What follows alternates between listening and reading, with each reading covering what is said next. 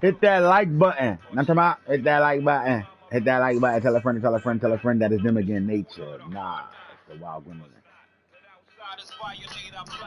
Or whatnot. I got the phone. 50.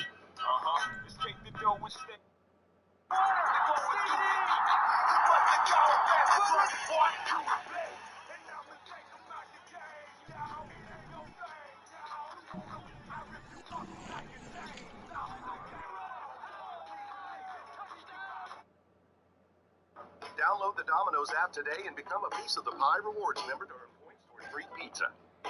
I'm about to take you back, bro. Agent, you've got a graze problem. Oh, Twist shit. Hair Color by L'Oreal Men Expert. To activate, twist, shake, apply, and rinse. No. Shut the fuck.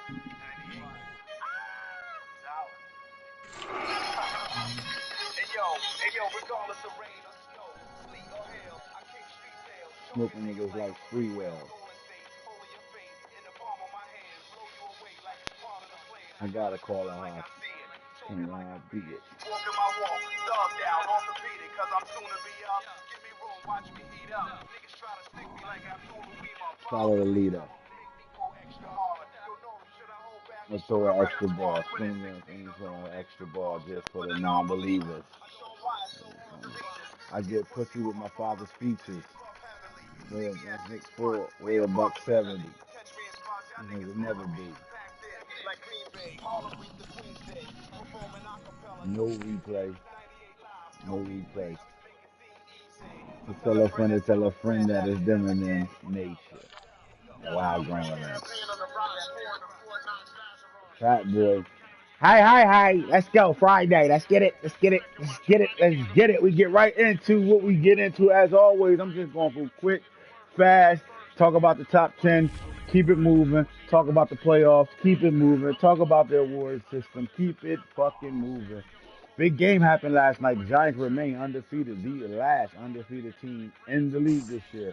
14-0, the G-Men. Big time game we'll talk about a little later on. Number 2 on the list is the Baltimore Ravens. Now let's talk about it. The Y is next to the Giants. That means they won their division and they are a playoff team right now. The X against the Ravens right now. There's a Y with the Cardinals. They won their division as well. X for the Bucks, X for the Falcons. That means they're all playoff teams right now. And as you can see, your top 5 are Giants, Ravens, Cardinals, Bucks, and the number 5 Atlanta Falcons. The young T is back. Broncos are sitting at 6 right now, 12-2. Packers 7, 10-3. They rocking right now. The Patriots are at 8-5. When we start to get down to the last 3, you're looking at 8-5 teams. Teams that the Patriots was in the AFC Championship last year. It looked like they having a not as good as they had last year's season, although they're still in the mix right now. Texans are 8-5 as well. After being a playoff team last year, winning their division, they are 8-5 on a 1-game losing streak. The Bills are 8-6 on a 2-game losing streak. Something we'll talk about that Bills roster is very strong, really well roster over there. I mean, that roster is legit, is loaded, but Falky, when you start adding a whole bunch of pieces and grabbing and snatching shit out of free agency and putting all these dogs on your roster, the chemistry's not there as it was. You know what I mean? When that chemistry not there, it start affecting gameplay. You might think it'd be something else, but it's really just that. Chemistry is a motherfucker on this game, and guys don't realize that. I know it took me a while to realize how much chemistry matters. I think that's the Bills' problem right now. I think they just in a situation where they got so much talent over there, and that roster turnover is so much new because they grab and snatch anything they can find. They do a really good job with their scouting system and their GM bringing in things over there. But getting them all on the field and making them gel together is another process. So I just don't think they went through that yet. But they're number 10 in the league right now with the Browns at 11, Eagles sitting at 12, Raiders sitting at 13, and the mighty Dolphins sitting at 14. And on 15, you got a whole bunch of 6 and 17. All right, Jaguars, Panthers, Cowboys, Lions. These guys are all in the mix. Even the Jets are in the mix right now for playoff spots. Right. All right, we slide out of that. That's just that conversation. We keep going over here. We go back to where I want to really be at right now, and let's just talk about those that are on the playoff tree as of week 15 right now. How does it feel? How does it feel to have an Angie home? We don't fuck care about that, lady. You and your punk ass commercials kick rocks. That's all I wanted to see, and I wanted to be part of with you. So, awesome. Playoffs, playoffs, playoffs, playoffs. All right, the one seeds right now, as of week 15, the New York Giants are number one seed in the NFC. The Ravens are number one seed in the AFC. Now, when things get interesting, look at the matchups. 2 versus 7. You have the AFC West leading that division. The Broncos are back, folks. They took a 2-season, 3-season hiatus where they had to rebuild that team back up. Are they back? Right. Are they I back? I think they back. I think they back. I still think they Oh got yeah. work to do, but they back. They completely back right now. Like they're back in the mix right now. That coach is a really good coach over there. All he got to do is get the players jailed and back into their system and get the pieces he likes, and he seems like he has those now. With Shador Sanders leading the pack over there at the quarterback position. We got the Las Vegas Raiders are the seventh seed as of right now. And Tremaine Bass, the MVP of last year, looking to double up on that, is number 7 right now. He's averaging 40 carries a game right now, man. He got his team at the 7th seed right now. So playoffs start today. He will be in the playoffs. And the last time this man was in the playoffs, he upset the number 2 seed. So let's see if that can happen again, if he can remain in the 7th seed or even move down, because all these guys are close in records when it comes down to the 5th, 6th, 7th, and 3rd spots, even the 4th spot. All right. So you look over there in the AFC, you see another face, the Panthers. I think they made the playoffs last year. They're looking to get back into the playoffs right now. They're the 7th seed as of right now with 3 remaining games left. The number 2 seed, who was just undefeated before this week happened, the Cardinals are number 2 right now. And they'll be matched up with the Carolina Panthers, a game that was played this season. So we shall see how that works over there. 2 versus 7. When you go down to the 3rd seed, unfamiliar face at this situation for a long time, you got the Tampa Bay Bucks, the 3-time Super Bowl champions. They're sitting at 3 right now. They got a big game coming up as well. They got the Giants coming up, so it's a big game coming up for them. So, but they're sitting at 3, and it seems like every time the Bucks are in the playoffs, somehow the Eagles got to play them. Yeah. Yeah. The 6th seed is Coach Walkin' Wobby and that Philadelphia Eagles team, man. They find a way to get in those offs every year over there in Philly, man. Somehow, some way, man. Highly underrated, man. Them Eagles. Yes, sir. Highly Yes, underrated, sir. man. They got a really, really good They quarterback over there. consistently are, you know, I would have to say, Eagles are a top 10 player in this league. Yes, sir. All right, now you're looking at the 3 versus 6. You go over here and you just keep on pushing yourself back to the AFC, and you look at the Patriots. Look like they'll face the 6th seed in the Cleveland Browns. Again, this is if the playoffs was to start today. This would be the matchups. 3 versus 6. New England will be on their way to facing off with the Cleveland Browns. 2 cold weather teams will face off in the wild card round during the month of January where it's freezing. So it's going to be snow on the ground in this game. But it's still close. It can easily swap. You can see 3 go to 5. 5 can go to 4. 4 can go to 3. Either or. It could be some switches going on because we got 3 games left to figure it all out over there as we remain in the AFC for the playoff picture. We look at the 4th seed versus the 5th seed, and this was a matchup last year in the playoffs when you're dealing with the Texans versus the Buffalo Bills. Again, I like both these teams. I think this is a good matchup. If I'm the Texans, I would want this matchup again. You got to better be the Giant to be a Giant. So at the end of the day, I would want this matchup again. And then I just think with Coach Hoodie over there, the way they assemble a roster at this point right now, I think the struggling isn't gameplay. I think it's more within the balance of who's playing on the field right now. You got so many pieces that they added from free agency and draft and off season, and through free agency, through the off season free agency and free agency leading after the preseason. They put so many pieces over there. They just got to get that gel process together. They got 3 more games to do it though. What you think, Falk? Can they get it done in 3 games? Get that team I think gel? they can. I think they can. They the scariest 6-loss team in the league, though. I'll tell you that. Yeah, they gonna be a problem. Now let's scatter our way right back over to the NFC side of things right now. I don't think we realize how strong the NFC playoff picture look right now. You got the Packers up and coming, and the Atlanta Falcons. You know that we haven't seen in the playoffs in about 9, 10 years, Yeah. 10 seasons. Are now in the playoffs at the 5th seed right now, and playing at a high level right now. That matchup is a good matchup. Green Bay Packers and the Falcons, both of them throw the ball at a high level right now. So that would be a hell of a matchup 4 versus 5 to see. I just think the close down of separation between elites and the NFC is a thin margin of slip up. All of them, any of them can win. Any of them can win right now. Well, I think with the Panthers trying to prove themselves that they belong in this picture. But the other 6, depending on matchups, can be a situation right now, man. And I'm really liking these. I'm telling y'all now. Here's the teams that I'm telling you to pay attention to: the Philadelphia Eagles, both the Green Bay Packers and the Atlanta Falcons. And on the other side, I'm telling you to pay attention to the Bills and the Broncos. And because of the style of play the Raiders have, they could be a problem in the wild card round.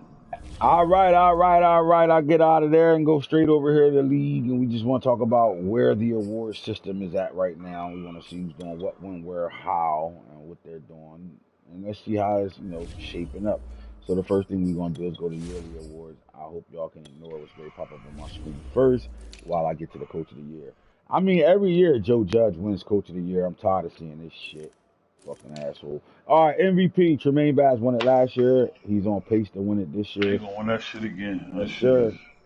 It's going to take a lot. Congrats, man. You might as well just listen. Unless he get hurt, congrats. That nigga gonna get the ball about 500 times. In the next three games, about 300 carries. Man, he already got that on lock. Congrats, Bass. Yeah. Let's go. Let's keep it sliding. So if we got that on lock, then he's bringing home the Offensive Player of the Year trophy as well. Although Iverson and Bijan Robinson are in the next 2 positions. So we look at the NFC and Jaleel Ruggs, his carries are down, yards are down, but the touchdowns are still up. Even though the touchdowns are down, he still got 37 of them. He leads the league in touchdowns as a running back right now. Ray Wills, first time starting quarterback for the Tampa Bay Buccaneers, are number 2 on this list. And then the diaper dandy Nico Lama Leviva, Levi Losa.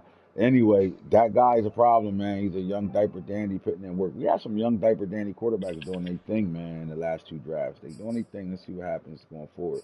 There are your top 3 right there. Let's go. We keep it moving, and we look at the defensive player of the year, and that looks like Big Von Burley. He got about 17 interceptions on the year. That just tells you T is back. The user is back. And then the sub linebacker, Marquise Breeston, man, one of the fastest safeties in the league, is sitting at number 2. And then we have a linebacker / strong safety in Roshan Graham. He's been up there 2 years in a row. So we like the top 3 there on the defensive side of things. When we look at the AFC, you're looking at Lance Norman is trying to put his name in the hat and say, I'm a shutdown corner. The guy that's leading the league in sacks this year is not the guy we expect, which is caught young. We have now Armar Barno for the Bills right now, the fastest linebacker in the league. Hands down right now, outside linebacker, Pittman and Twerk, whether he playing DN or outside linebacker. But the Bills get to the quarterback a lot, and they got him getting there. He's about over 20-something sacks right now. Number 3 is Roshan, Lyons, a linebacker for the Raiders. The Raiders got guys in the mix right now. This is when you know a team is stepping up, and their players are starting to play at a higher level. They start to be in award races and things like that, so they're having a pretty solid season right now. Shout out to young Ray, staying at it. All right, when we keep it sliding, we know the diaper dandies. I like to talk about every diaper dandy on here. Evan Pryor, man. The moment Hoodie drafted this running back in the first round, we knew He drafted the fastest running back on the game. In the draft, but we also knew that he would make him a priority. So Evan Pryor is a priority for the Buffalo Bills. Now, they picked up another running back that we thought would be the next running back for the Texans on their roster. Once Springs, got up there in age, they were going to go there. Texans lost him by default. The Bills picked him up, but they be all over those guys. Anything in free agency, they snag, and if it's worth snagging. And it changes their running back, room. They're loaded. They're about 4 deep in the running back room. It changed their running back room. But we expected Evan Pryor to be priority for the Bills this year, right? Yeah, we expected that. We called that when he got drafted. As soon as he got drafted, called that right away. It don't matter if Danger Griffin is out here, boy. We going with Evan Pryor. Fuck that. They got some speed at that Buffalo Bills team is one of the fastest teams in the league. I will literally say they might be the fastest team in the league. It's a couple teams. I would pick them in the speed category of the Baltimore Ravens. I would think it's out of them too. Right. Chad Johnson Jr. I like this. Anytime we get an NFL great, his son gets in the league, real life player. Chad Johnson Jr., Arizona State, real life. He's going to be a problem over there. Mike is playing pretty good football with him. We like that. Chad Johnson Jr. is sitting there on the Viper Dandy list. Johnny Wilson, the 6'7" freak for the Chargers, number 3. You got Christian Leary. Now, this receiver been on Alabama's team for a while, but they had so many dog receivers. He just never had his opportunity. This year in real life, he had a really good spring game. And you're going to make noise with him. But the Bengals got him number 4 on this list as a Diaper Dandy. Then you're looking at L.V. Bunkley Shelton for the Pittsburgh Steelers. Nice receiver. Ja'Cory Brooks, another Alabama receiver that the Bengals drafted. Got him playing at 6. Brendan Stool, the tight end, number 1 tight end in the draft, Jake. He's number 7 on this list. KC, Kevin Coleman, man, as return specialist, is number 8. Arch Manning is 9. And then you got Quincy Nix sitting at 10 right now. So that's your Diaper Dandies on the offensive side of the ball for the AFC. Now, the NFC, your top 10 are as follows. Nico, I am. That's what we're going to call. I am Lever. Quinn Ewers, 5-star. The 5-star quarterback is sitting here for the Lions at number 2.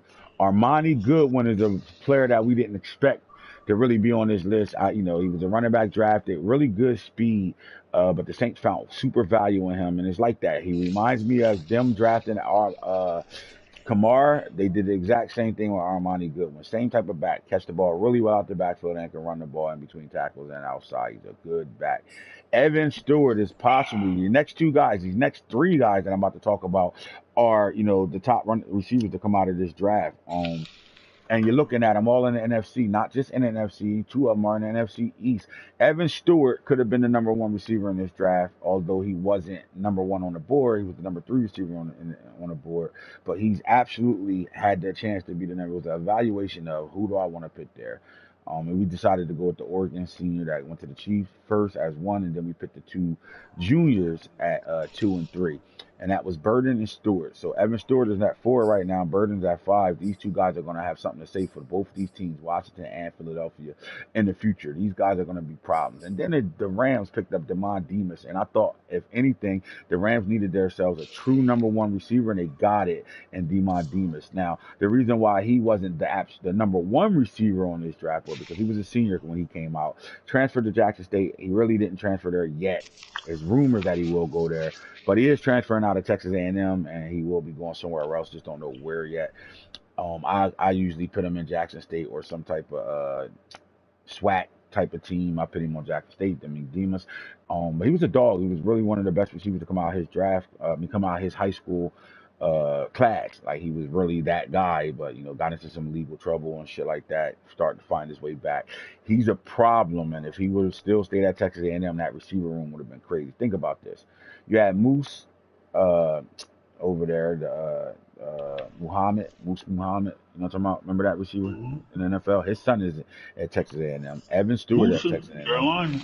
Damon Demas was at Texas A&M. That receiver room is loaded. They got 2 more 5-stars that's coming out this draft. Anyway, Donovan Edwards comes off a practice squad last week, 2 advances ago, and he's number 7 on this list. That tells you that not a lot of rookies is playing for the NFC side, because for a guy to be on practice squad damn near the whole season and two games and he's number 7 on this list, lets you know what's going on. Now, this next guy, the tight end, Malika, for him to be up here, Matavio, let's talk about this for a second, Fault. I mean, Eric Gilbert is there at tight end for your team right now. You go draft a powerhouse tight end like him from out of Oregon. Really good speed, good size. And how does he equate into your offense? I mean, the weapons that you got, I would think your strength will be here at the tight end position more than is anywhere else. Although you have really good receivers, I don't think they're super proven receivers over there. They're getting there. I don't think it's that same class you had when we first started with the 3 amigos you had over there. I think the tight end room is a little bit better for the Cardinals at this point right now. Yeah, they all growing, man. They all growing together. Malachi Wideman, he's showing that he's a top 3 receiver in the league in year 2. Right. From the mud. You know what I'm saying? He's showing that. Josh Down, he's showing he's a top 15, 20 receiver in the league in his first year playing. As a starter, right? He redshirted for 2, right? Yeah, he redshirted for 2. And we still got fuck back there, doing what he do, showing that he's a polished receiver and that could, he's the leader in the house right now. He's leading, he's that mainstay from the Isabellas, the Rondell Moores, the Wards. He was their young pup. Now he the old guy, and he's the old guy at 25, 26. And you just got to transcending talent and Wideman, like generational talent. Like he different, bro. Like if he not your favorite receiver, he will be shortly. Because it's the shit he do. But then you just got, it's just a lot over there right now. You got a young quarterback that's stepping in. I'm a believer. You got I'm a believer. Yeah, you got a top 3 tight end in Eric Gilbert. You know what I mean? Like his numbers just speak for itself. So, but they're growing together. So I think right now the tight end room is a little. Eric Gilbert is ahead of the Malachi Wideman. Right now in that group. But then you add what's my man? We call him Eminem. You know what I'm saying? Eminem out there. You had Eminem to the equation, man. We just here, man. We just building. We just working, man. We're young. But we ain't letting that stop us, man. We got championship aspirations, even though last night we didn't play like it. But that's neither here nor there. It's when the playoffs start, that's when it counts. Yes, sir. Now, Moose Muhammad III. Listen, this is important because we got a lot of NFL greats who kids are coming up right now through the real draft system. Not no made up names, juniors and all that. This is real life players. The football team is resetting that receiving room over their fault, and they're doing it with, really good. They had a really good draft this year when it comes down to receivers. They got Moose Muhammad, superstar X Factor. They got the number 2 receiver in the draft, and Luther Burden. They came down to 4 to get him. And they're both impact players right now. With them being 2 and 11. Let's start here. The quarterback had a pain pill problem. Bottom line, that's where their downfall started. 2 and 11. But through that, they're working these young receivers in to transform this team from that Game of Thrones roster at the receiver position. And I think they have the 2 guys to head that whole department. They definitely do. And they got a guy coming up from HBCU who's sitting on there with one of the famous names in the league. Jada Kiss Styles. That's his real name too. I don't know. His parents must have came up from our era or something. Fuck, and ain't he fucking kid Jada Kiss. But anyway, right from Yonkers. But anyway, Moose Muhammad, man, 3rd on this list. And then there's another HBCU player that we need to talk about, and Trevante Rucker for the Minnesota Vikings right now. Coach Randy, is putting his trust in this kid, drafted him at a high level. They got a really good receiver out of this guy. Comes up with Shador Sanders in that pack. So they're loaded over there. I like the 10 that's on this list right here in the NFC. Let's slide to the defensive side and stay on the NFC. Sony Styles is a fucking man-child. Now, you're seeing the style of the Cowboys play defensively. You're seeing it, as far as plugging and playing guys that can play different positions in the certain spots. You're seeing it across the league a little bit now.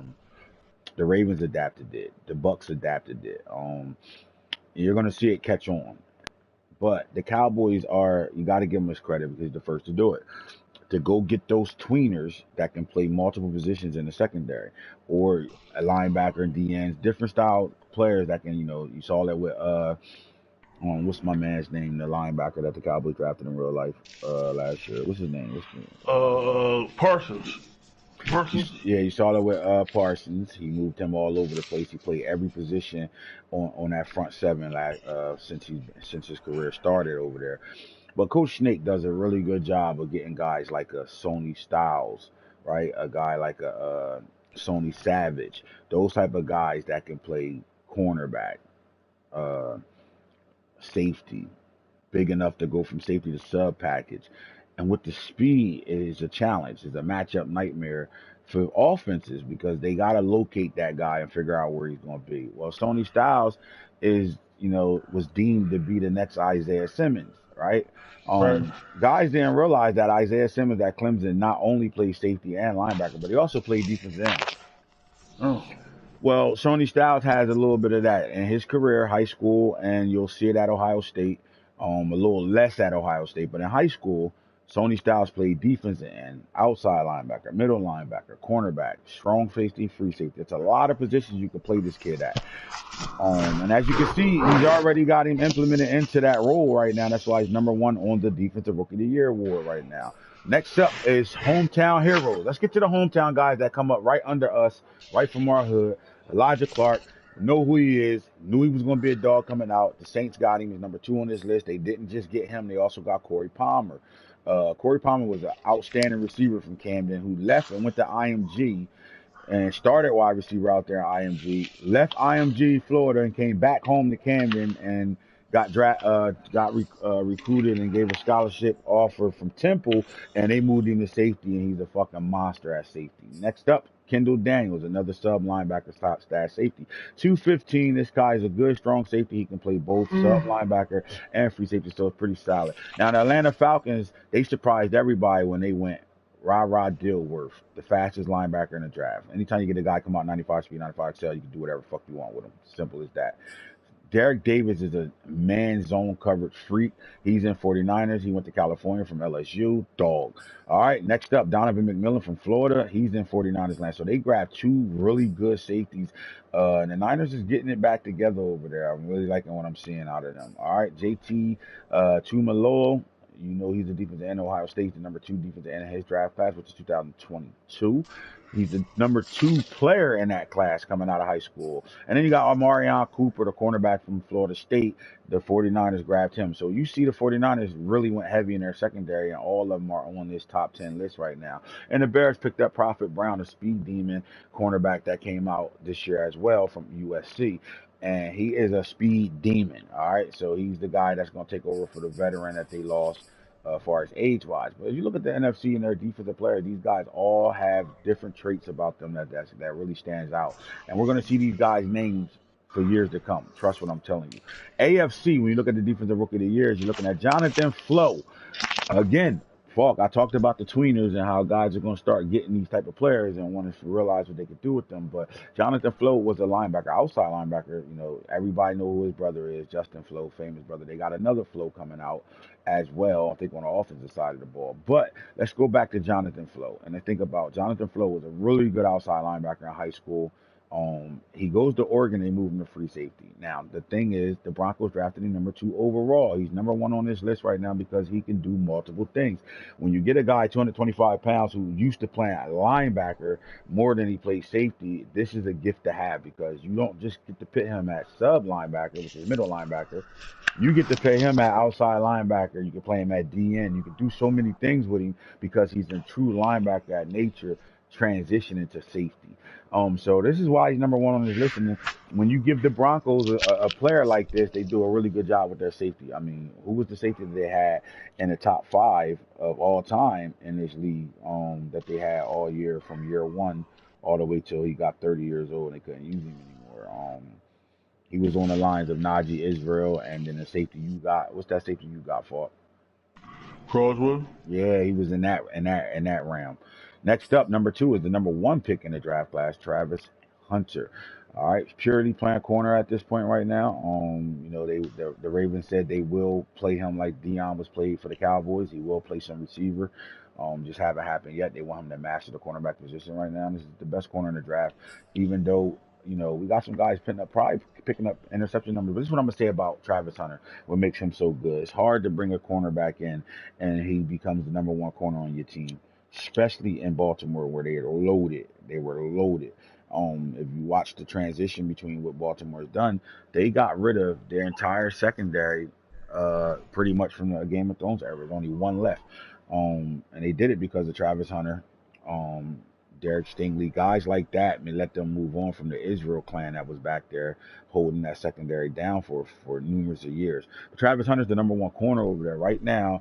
And to be honest with you, fuck, there's only been one team that I've seen go at Travis Hunter, and had some success with it, and that was the Seahawks in game one. Is that expected though? Game one, tear the rookie up. Yeah, I mean, he got to catch up to the game speed, and, these different things. So, Yes, sir. He's playing pretty well, tackling, covering number one receiver, 6 interceptions on the year right now. Pretty good, solid year for the diaper dandy, the number one overall pick. All right, Leonard Teller, Miami, defensive end, which was much needed when you got guys like Bradley Chubb. Who's the next Von Teller for the Broncos? I mean, they did it with Bradley Chubb. When you look over there, they got Ware is playing really well right now, but he's getting up there in age. So the next one up is Leonard Teller. The one thing the Broncos defense did, they had a really good no-fly zone secondary, but they always had a defensive end, at least one, that 15 sacks a year type of situation that helped that defense be one of the best defenses in the league. And this is why I said the Broncos are on their way back to playing in Super Bowls. They're on their way back. They just stay with it, let the outside noise get out of their head, and they just do what they do. They'll figure out that they can do anything in this league with the best, because he's one of the best coaches in this league, and that's a fact.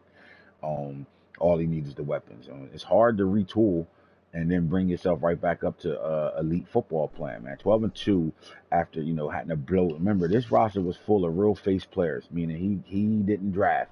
He didn't want the Game of Thrones draft that made up players. He wanted real life players, and the thing about it is they had high awareness and play rec, which put them in a situation to play in 2 Super Bowls. And now you reset the roster, and you got to deal with the real draft players now. And he's going through the draft, and he's picking up these players, and he's building them himself, and he got himself back to 12-2 that fast. Deuce Chestnut came to stand up. That's all I'm gonna say. Remember when the Dolphins were at their best football, they had 2 shutdown corners over there.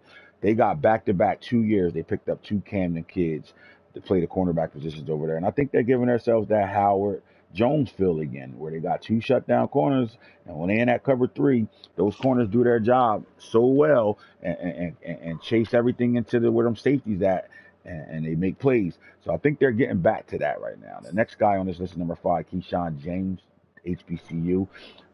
There's no team in the league that draft more HBCU team players than the Texans, and it's starting to show. You're starting to see why he's doing it. He's getting some dogs, guys keep ignoring. He doesn't ignore them. He picks them up, and they're playing at a high level for him right now. You see them in the future being a really good team. Harold Perkins, man, literally, to me, honestly, I would think he was the best linebacker in the draft. Bottom line, I'm gonna say it. I'm not being biased. I think he is. Although he was 3 on the list and not number 1. Jeremiah Trotter was in that same draft class. There was some dogs in that draft class. But Harold Perkins is the reason why Baltimore was able to move on from Ray Lewis and felt like they didn't really lose a beat. Let's just put it to you like this: they picked up Travis Hunter, the number 1 corner in the draft, right? They picked up Harold Perkins, possibly the number 1 linebacker in the draft. Falky. They picked up Elliot Donald's nephew, right? Aaron Donald's nephew, Elliot Donald at D tackle. When they plugged these 2 players in, were Harold Perkins and Travis Hunter, the Baltimore Ravens had the number 1 defense right now in the league. Does that say a lot from what they picked up? Yeah. I think they're just, they're gelling, man. They're they're messing, shall I say? I think, you have really just said, you know what, I'm not going to be blowing my team up every other year.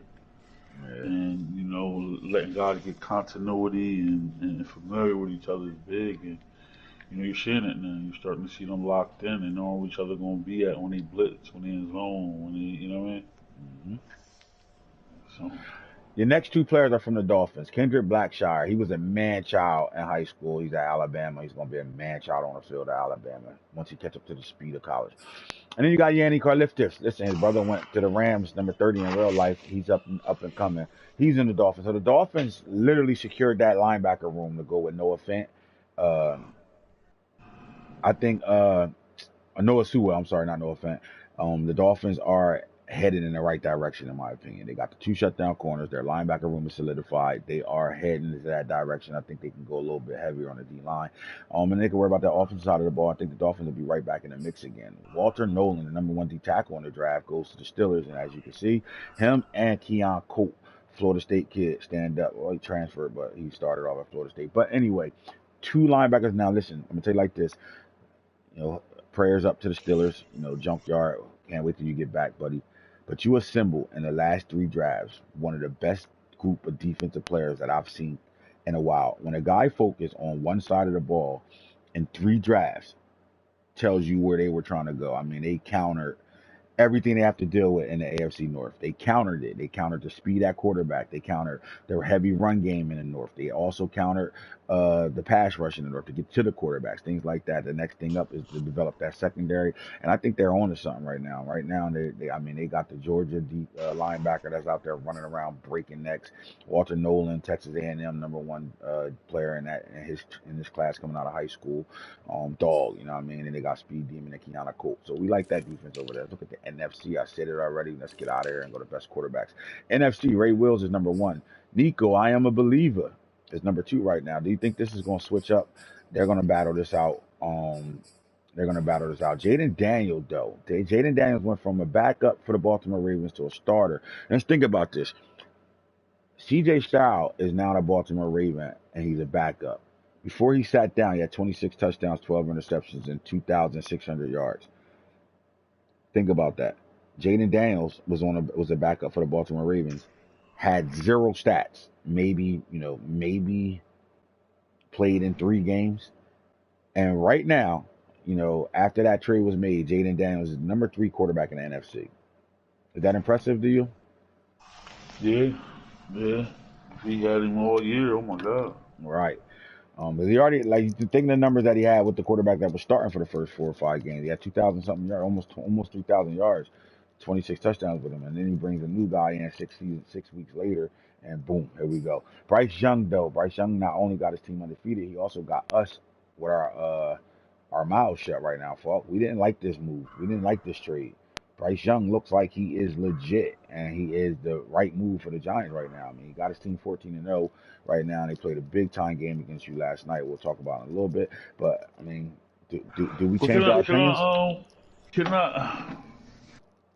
I want to add this to the commentary. Do we change our opinion about Bryce Young before you say that? Do we change our opinion? He got to do it when it counts. He hasn't shown it yet. I mean, I'm just being honest. He hasn't shown it when it counted. I mean, you could go off last night, but it's a regular season game. When the money's on the line, the Bryce Young comes up small. All right, so you're still not a complete believer of Bryce Young right now. He got to win. I mean, he's lost every postseason since he's been a starter, right? Sure. Darren Thomas Jr. I love this quarterback for the Philadelphia Eagles. I know you got a different perspective of Darren. D.T. Thomas, man, golden child. The Eagles do a really good job with running him, rolling him out, and throwing the ball all over the park. They are legit because of him. Would you agree with me that this is the guy that makes that offense go? Yeah, I think it is. I think he just got to, it's the same thing. Great regular season numbers. But they come up short when it counts. I think now we're at the point now where you just got to start separating tiers. Right. And there's nothing wrong with being in the second, third tier, but those elite guys, those guys that are considered the creme of the crop,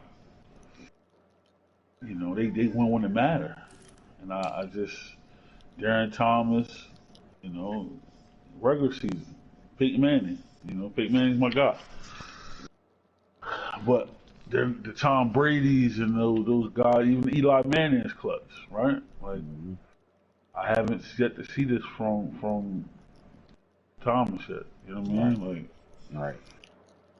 Well, he's got himself in this in the playoff spot right now. I think he's a 6 seed. Got an opportunity to show it on the AFC. I think a successful season for them will be to make it to the conference championship. We've seen this story before. I said the same thing. I said the Yeah, exact we've same seen thing. this story before. They go 10-6.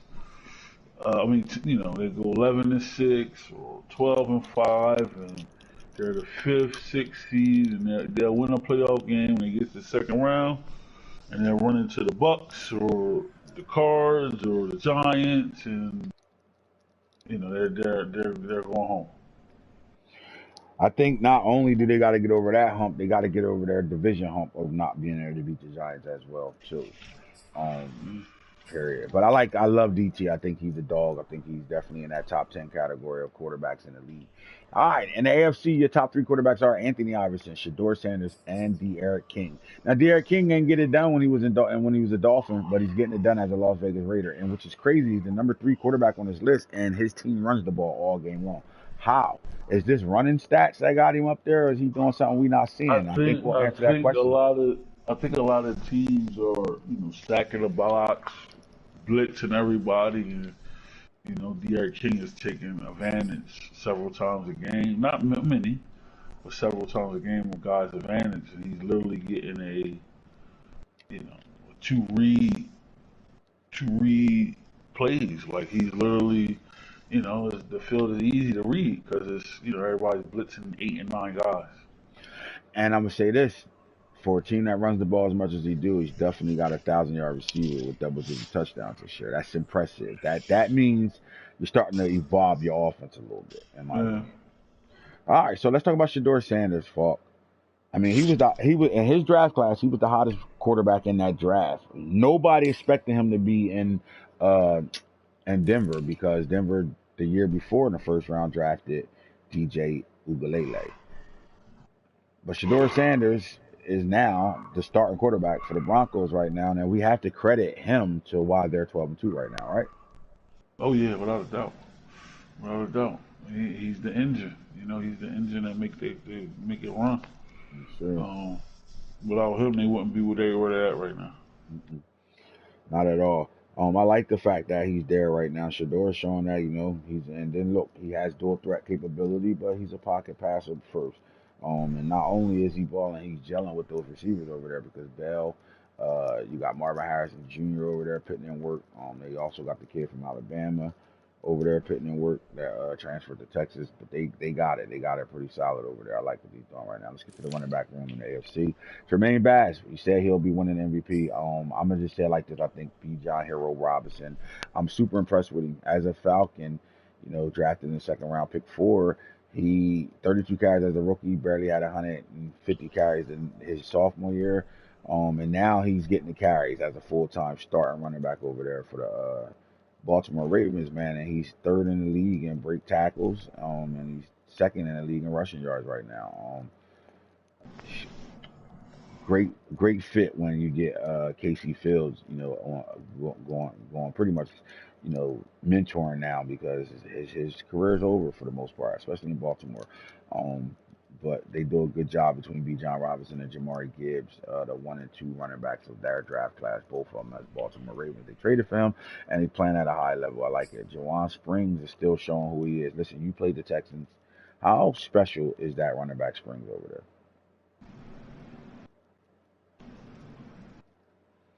I just played him. I played him as well. So you're looking at 2 teams again. Falk, you played the Texans in their run game when it comes down to Jawan Springs. I just came out of a game with him where, he didn't have that much success running the ball with me, but we saw the gift that he got. He broke out, last year, and he's showing that it wasn't a fluke this year. The problem is Father Time ain't on his side right now. But outside of that, this guy, in a short 2 seasons showed that he's, one of the best running backs in the league. He's putting in work right now. We're talking about the top 3, so we're not going to go any further than that. Let's look at the NFC when we look at the running backs over here. Ruggs is there for the touchdowns. Zamir White, though, and Isaiah Spillers, 2 running backs that I think that, rightfully so, same draft class, but they're the bell cows now. They're getting all the carries for their team. And I think the more the Eagles understand how important Zeus is for them, the more important those wins add up and not losses. But they're the top three backs over there in the NFC. When you look at the receivers in the NFC, Boo McCoy at 1, Weidman at 2, and Roderick Smith at 3.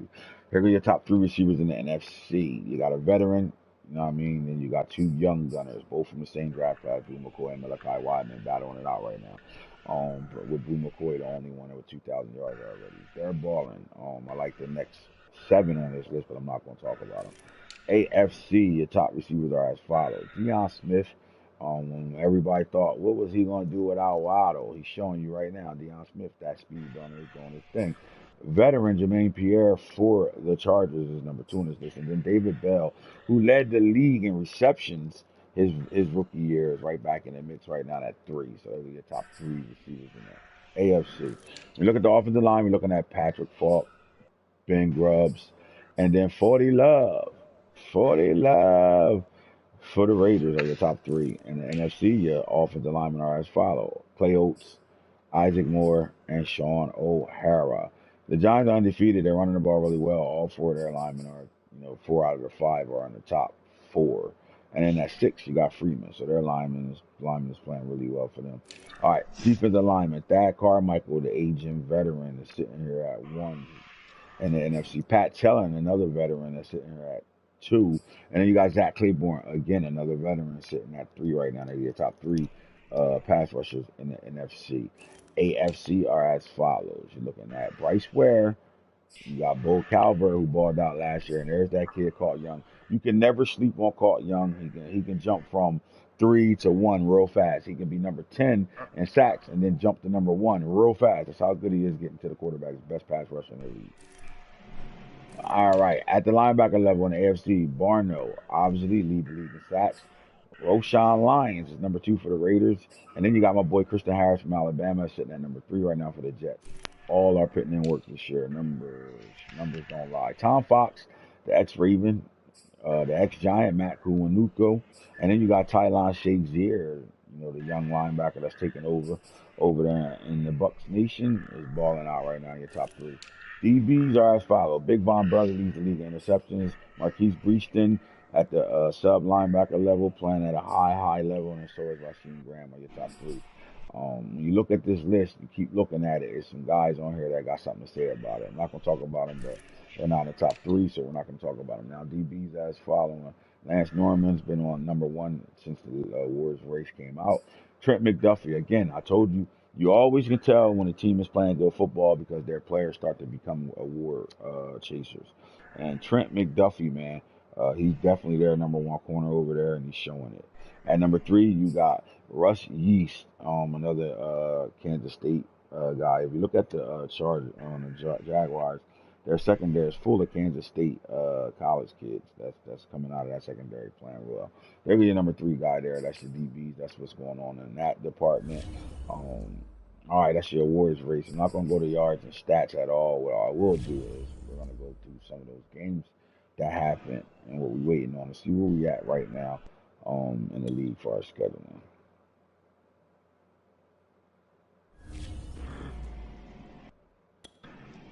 All right. Now, we had a lot of games not played, and we're still at that same situation right now. Saints, Bucks. We do see this as being a home game. Saints probably ain't going to play that. Bengals, Lions. I don't know why it's a home next to this. I don't know if Seahound playing that or not. Dolphins. No, that Jets. might have been me. I might have went in there while he was doing it and just did it, like pre-did it. All right.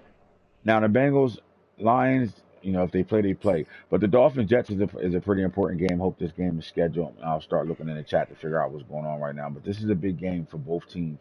They're fighting for playoff spots right now. We know the Bears is on tank mode. He has some shit he got going on. He had to step away from the game. Instead of wasting our time, he finally said, all right, I can't do it. I ain't going to keep holding y'all up. I got shit going on. I said, all right, you on auto this year. So that gives the Packers a home win. Texans and Titans kicked off already. Good. I'm in the Forest Jets ain't show last night. Okay. All right, there we go. That settles that. All right, now we look at football team, the Cowboys. I know the football team. They play they're playing their games. Don't know if they care to win it. Chargers, Vikings. We need to find out information on that. Jags, Colts they're locked in their game right now. Last night we had a bar burner. Broncos, Raiders, 45-42. The Raiders is for real, man. They playing good football right now. Let's see what happens stat wise in this game.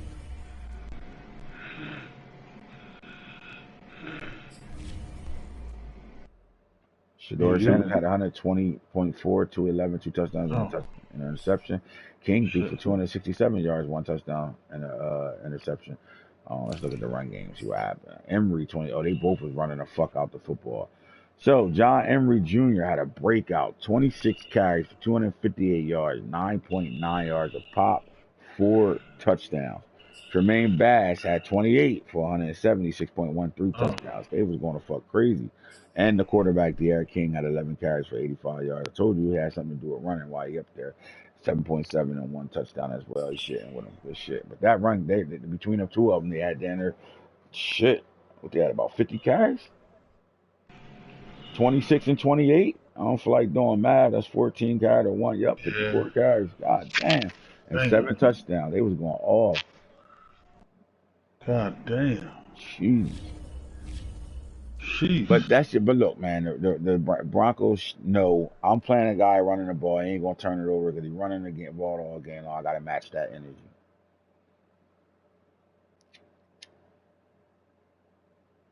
All right, as we continue to go down, we're looking at these games. Chiefs versus Ravens last night, 66-31. Let's take a look and see what happened in this game. This game, man, listen, I'll tell you one thing. The Chiefs defensive line picked up 3 fumbles, took them to the crib in this game.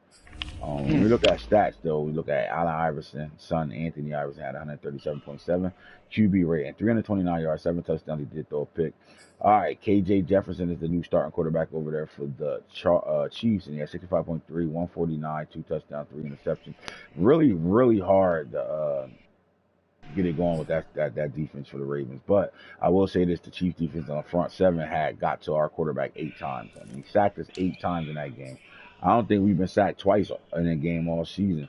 Bijan Robinson had 15 carries for 182. He averaged 12.1 when he had a touchdown. Zach Evans got shut, 2.8 yards a carry. Anthony Iverson had a touchdown. Their quarterback averaged 13.5 when he did take off, and Gibbs had 2 yards along with White, 2 yards. Neither one of them really did anything at all.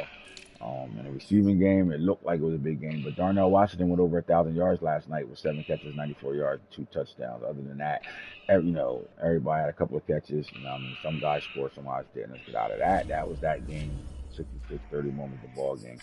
And we keep sliding on down. We look at the Eagles and the Bills. Here's a big-time game. Eagles, 45. Buffalo Bills, 35. 10-point game for Rock and Wabi and those Philadelphia Eagles. So we look at what happened in player stats.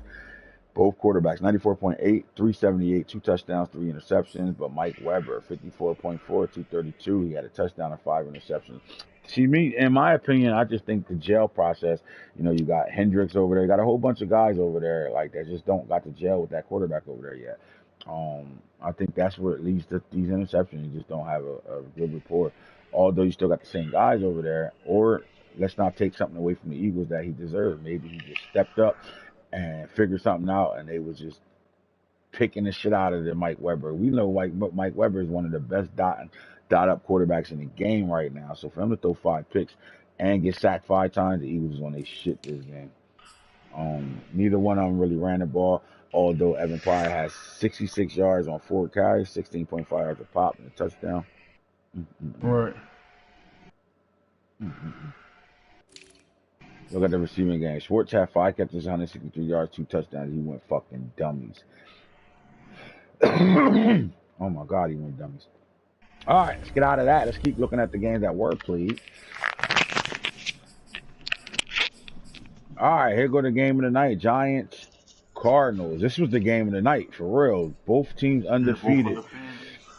45-27, Falk. What happened in this ball game? New York showed up. New York State of Mind. What happened? Let's talk me through this right now. The bottom line, we just got our ass kicked. We came out, really just not locked in and in tune to what we needed to do. We took the Giants, even though they were undefeated, we took them took them lightly. And we had 3 first quarter picks. And, you're playing a great opponent like that. Once they get a lead, it's hard to make them make a mistake because, they're controlling the pace. They're controlling the tempo of how they want to do things. And, momentum happens, momentum swings on I just interceptions. think Yes, he sir. he was locked in. And, hopefully, my hope is he could take that win and build on it so he could get the number 1 seed and, finally get over the hump of beating the Bucks, that's my biggest thing for me. I mean, we lose, Am I frustrated I lost? Yeah. Am I going to make some corrections? And yeah, you best believe it. That might have just really just won me the Super Bowl, to be honest with you. 'Cause sometimes you need that ass whooping to lock you back in. Bryce Young, 79% completion percentage in this game. 4 touchdowns, 1 pick, 395 in this game. Look, Young, I believe, had 370 yard passing, but the 5 picks killed the 4 touchdowns, 50%.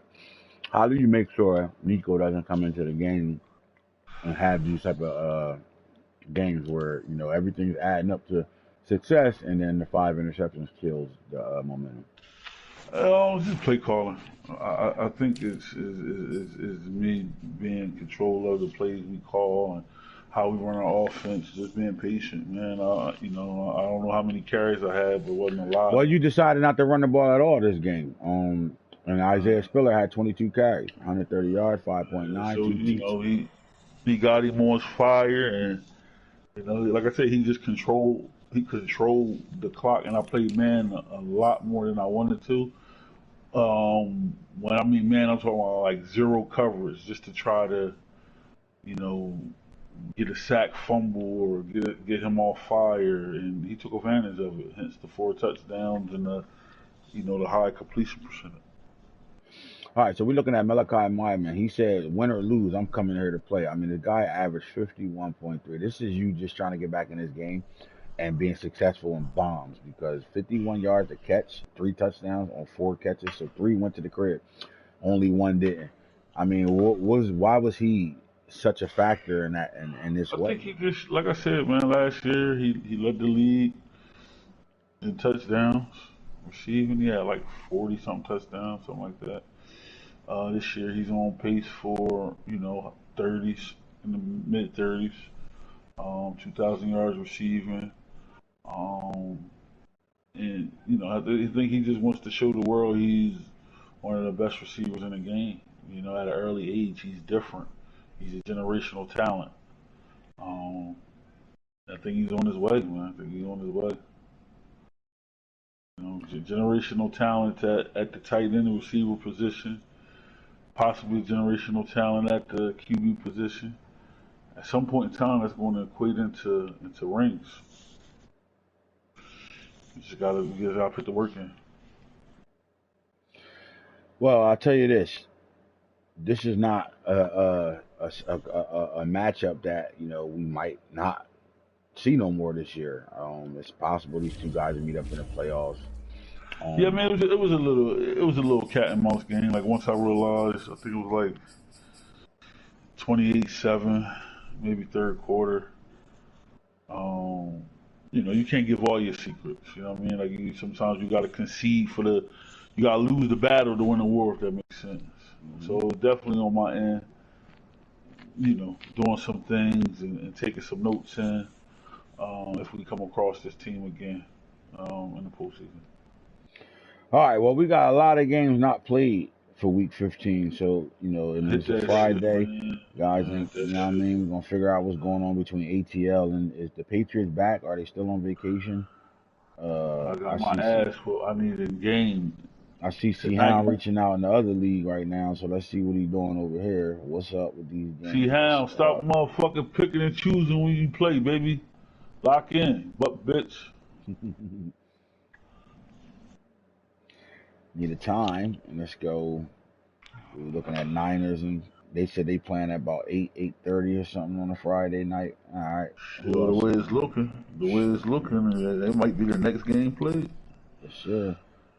Rams, Browns, definitely got to get a schedule there. Let's go. I think it's, what's his name? Scotts Park. Yep, Scotts Park. Rams. versus the Browns. Browns. Oh, where the Browns at? What's up, Browns? What's up with this game?